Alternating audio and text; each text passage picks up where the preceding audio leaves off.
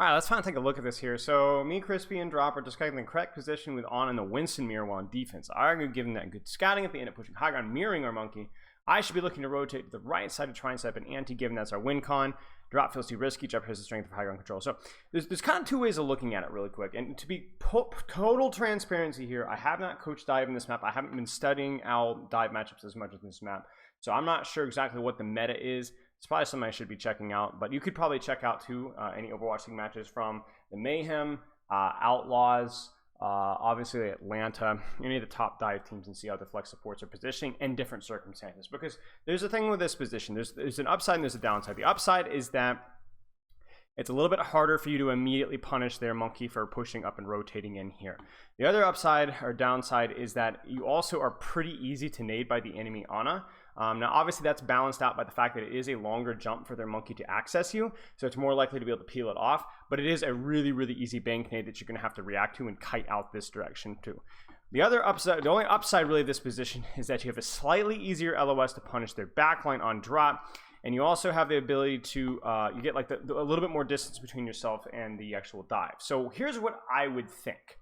My gut is telling me that this positioning is going to be better on start, just because it's not likely that you guys are going to be looking to punish the backline when they're here. You need them to push up to rotate to around here before they're able to be naded. Even if you could nade them from all the way back here, even all the way on, I guess, bus here, it's very unlikely that your Winston or Tracer would be able to consistently reach that far without getting whip shot or peeled off.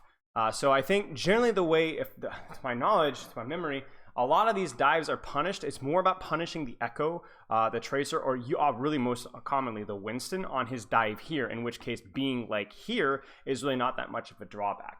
Now, you can balance this out. Let's say that you have like a Nano Monkey that you have to worry about, and you're like, okay, Nano Monkey, if we're here, and Echo comes in fast with Stickies and Nano Monkey and Bubble, we're just going to completely get one shot like right here. So we're going to play a little bit of a further distance away to force that Nano Monkey to jump further at the expense of, yeah, maybe we get naded. Yeah, we're not in as good of a position to nade the monkey. But who cares if you're nading the monkey if he's going to have Nano or Primal anyway. So what I'm thinking is definitely on neutrals, I think this is probably your best bet here. But as soon as ults start coming online, I think you either need to decide about whether the drop and retake is easier or whether the kite into here and trying to maintain high ground is easier. Now, one of the things at the point about your composition is that maybe the drop isn't that good. I'm really not sure. My gut says the drop might not be as good because of the Ashe. It's not like you're running an Echo Tracer or a Sombra Tracer where, like, you know, you don't have to like lose LOS of your DPS, you like lose the fight. If you guys drop as a backline and your Ashe doesn't drop with you, you don't have, first off, you lose a crossfire if your Ashe drops with you, but if she stays, she doesn't get pocket. Like, it's really hard to help heal an Ashe. So that might be a reason why trying to brute force high ground so that your Ashe can hold high might be worth doing. I hope if that makes sense here. I think it's just like the mindset shift of punishing their front line more when their backline is inaccessible. And then obviously as old economy comes online, just adjusting accordingly. And then finding out what works better for your Ashe. But like I said, the best thing that you could do here is to honestly just look at some pro vies and study what they're doing. That's my initial gut response. But as always, experience is going to be better for these pros. Not because they're better than me necessarily, but because they'll have scrimmed the map a lot more than I have. So they'll have like the trial and error. Okay, so let's take a look here. It's difficult because we set ourselves up into a primal, but I played to live here and use my resources to pull along my life. Without an aggressive anti, we didn't win the fight. In desperate situations like that, it's a reasonable attempt to defeat for the anti-granted for chance to win a fight leads to trust my team. I also think I entered my sleep too early. There was no kill threat in the enemy monkey. I would have kept the sleep. I've been able to move. Okay, so let's look at this. So yeah, I mean the big thing here is like if you go into this fight with like Nano and Primal, you really can't like if you sleep this monkey here. If he doesn't like get like one shot, then you're feeding. And like this is terrible punish to the monkey. Like you force defensive anti-nade, but you don't even like one shot him. Like you had the opportunity to walk in here and one shot him. At the very least force probably both Nano and Primal. Then you're like, all right, well we lost, but they used Nano and Primal. We can live with that. You guys are gonna force Primal, and that's it. That's like the worst trade possible. So there's two ways of looking at this. One, you should have gone way more aggressively here. Like hit the sleep. Okay, walk in, shoot nade, like one clip with your Tracer, and either kill this guy or force double support ult plus Primal. That would have done the trick. The other, because they would have had the Nano, he would have died otherwise. I mean, you might have even Ajax the ultimate here. The other way of looking at it is that you shouldn't have slept here. You should have shot and then naded most likely. to force the primal or nano early, and then save sleep for when you were low in here, and then live. If you hit the sleep and you call it, you can 100% live primal with Brig Pocket.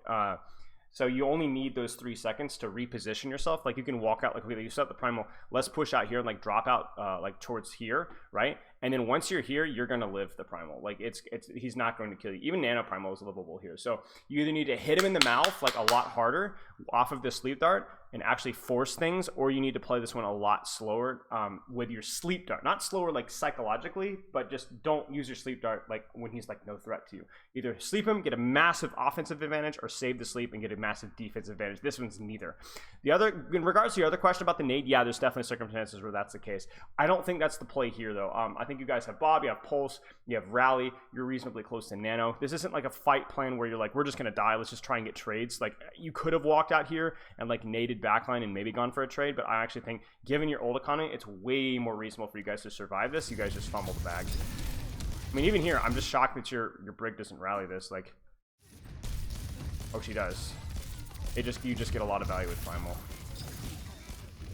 Yeah, okay. But yeah, I mean, obviously, like having to rally like that, it just means that you don't like have any offensive pressure on that monkey at all. Okay, 517, and let me read the message here. Let's get a little bit of context here.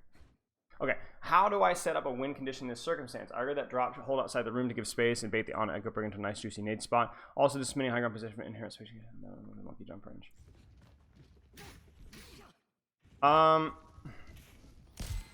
I don't like this position because I just think you're too easy to nade here. This would be like a super aggressive, super fast tempo nade backline, try to get trades and backline kind of a thing. Like if you're looking at the situation, you're like, all right, we're just gonna try and like set tempo in these guys, then I guess. But like I don't see any reason for this given the old economy. Again, primal for primal, pulse for pulse. They're close on rally, you're relatively close on rally. Like I don't see any reason for you to do anything here other than just play a corner with a nice nade angle, like maybe up here, but where it's easy for you to nade them, but it's really hard for them to nade you. Like an open back obviously is a little bit scary with primal, but if you have sleep dart, like an open back makes it so much harder for them to nade you, and they have to kind of rotate into your nade. I also think, like you said, being that close to within like where you're going to get direct jumped as Winston or by Winston without your Brig being able to consistently land a whip shot might be a bit of an issue here. So like this is just, you have your back to a wall and you're like point blank range, and there's no real advantage here. I don't know what your tank is doing. I say your tank, not as if I didn't just coach this guy.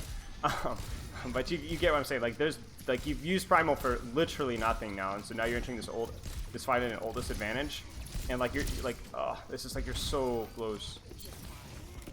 And then obviously being desynced with your nade and stuck. Like you should never, like I really think like stuffing as like Winston is so bad. You should always let them out. Always like let them walk to where your Ana and Tracer and Cass can like actually do something. So that's more on your Winston. But yeah, your initial positioning, with all due respect, was garbage.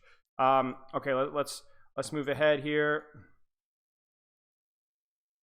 Full context here. Me and Drop are out of sync. It'd probably be very different for every team, but generally speaking, should I be trying to call the engage? Should I be dictating Drop should probably be dictating the engage unless you're going off of a set nade. Usually I want my tank to take the reins because I want him to have control of the tempo of the match, but anti-dive is very hard to pull off without my input. I mean, you need to find a balance here. So like here, walk. What I would be doing here is as soon as you see this bubble here, this needs you to be walking forward and nading this right here. As soon as you see bubble, that monkey is like so much less of a threat. Even the Tracer is a lot less of a threat because she can't like use the bubble to punish you in. It's a lot easier for like your Brig to hit whips and such. So as soon as you see bubble here, like your Winston's job here is kind of like put enough pressure on backline and for your Echo, to put enough pressure on backline so that your Echo can fly up here, your Tracer can do whatever, mostly your Echo, and start to pressure the monkey. If she gets monkey bubble out, that's the kind of the snowball that you're looking for to be able to force you to be able to walk into a position to nade backline. So as soon as you see this, thank your Echo, give her a kiss on the lips. Thank your Winston for enabling your Echo, give him a kiss on the lips, and then you're going to walk forward to this corner here and you're going to nade backline. Now, if you, as a Ana with Sleep Dart and Brig Pocket, cannot peel off a Winston dropping on you without bubble and a Tracer, maybe blinking on you, then that's a you problem. And again, you don't have to be here for long. You wouldn't want to be here for long. They would nade you and dynamite you back. But you throw a nade here, now your Winston can actually hard commit or even if you don't hard commit, these guys have to back up into this corner or drop. If they drop, it's a permanent debuff. If they kite to the corner, it's a temporary debuff where they have worse sightlines on your monkey, which allows your monkey and Echo to be able to take more space and do more damage. It's kind of a snowball effect. But like right here, right? You hit the nade, but it's just a teeny bit too slow. Not bad, but just a teeny bit too slow. And like right here, this is kind of when we want the timing to be a little bit better. So what I would do is, if you're looking for, like, if this is where, like, okay, so this is where I'm gonna look at your Winston a little bit. Okay, he drops, doesn't see anything, zaps, plays a corner, doesn't use anything. Right here, if you're a smart Winston player, you should just be dropping and not doing anything here. So then he's going, okay, I want to go with nade. And then this is right here. So then if the nade's here, he's able to jump deep. Like, okay, so if you really want to figure out your communication issue here, you need to figure out, like, okay, we're going to be kind of playing it safe. My monkey's going to call his bubble dive, and that's when I'm going to be looking for my nade. If my monkey calls a bubble dive, but I can't get into position to nade, I either tell him to wait or I just find value elsewhere. So yeah, like, here's the thing. The answer is up to you guys. You guys know what you need to do. You guys need to figure out what's the best communication structure for figuring that out. Whether my Winston calling I have bubble, my Ana calling out I have nade. And then obviously, like, you don't have to have the perfect dive to make it work. Like, you could also, for example, you can bank nade off this wall here and force that Winston to use his bubble. And that's a neutral trade. And meanwhile, you know, your Echo's fishing, your Tracer's fishing. So you don't have to all in on backline immediately. So, but if your Winston says, oh, I've used bubble, then you go, okay, well, I'm not going to be nading backline anytime soon. So right now, if I had nade, I would be immediately nading that monkey to make sure it's at least a neutral trade. When you have a positional disadvantage, your job is just to create chaos, like to keep trading cooldowns neutrally until somebody messes up. If you guys are taking neutral trades when you're on attack, that's a good thing, because as a defender, they should always have the cooldown advantage. So if you're forcing out cooldown for cooldown as an attacker, there's a more chance of something going wrong. There's a 50-50 chance, and a 50-50 chance when you don't have map control is a good, that's a good stat right there. That's a good percentage chance. So again, the goal is to try to force bubbles so you can nade backline. If your monkey has to nade, or you're not going to be able to get, or bubbles, excuse me, and you're not going to be able to get a nade on backline, then nading their monkey off of this wall will indeed force his bubble. That's a neutral trade. You'll take a neutral trade if you can get it. You'll take a backline nade if you can get it. That's even better, but just take what you get, basically. After the monkey got woken up, did I end by not taking cover and need the staircase? Okay, so let's check this out.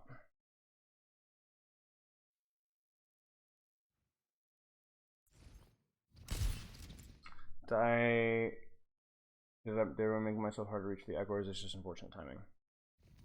Find out.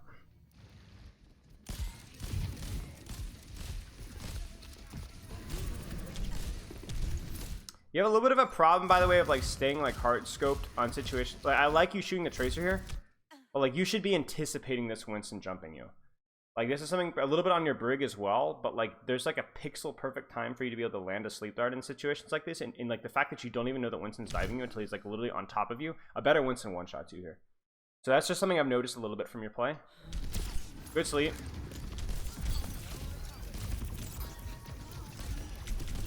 It's mostly just an unfortunate timing. Your Echo trolled. That's all. Because like you don't even have like any sleep uptime here. It's like 1 second.